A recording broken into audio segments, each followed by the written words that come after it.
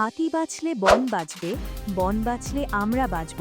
এই প্রতিপাদ্যকে সামনে রেখে রাঙামাটির কাপ্তাইয়ে পালিত হয়েছে বিশ্ব হাতি দিবস।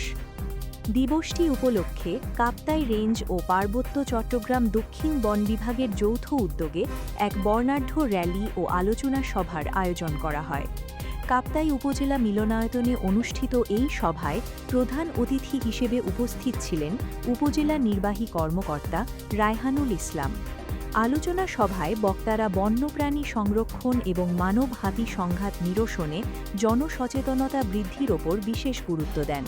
তারা জানান, পরিবেশের ভারসাম্য ও জীববৈচিত্র্য রক্ষায় হাতির নিরাপদ বিচরণ এবং বন সংলগ্ন এলাকায় শান্তিপূর্ণ সহাবস্থান নিশ্চিত করার কোনো বিকল্প নেই।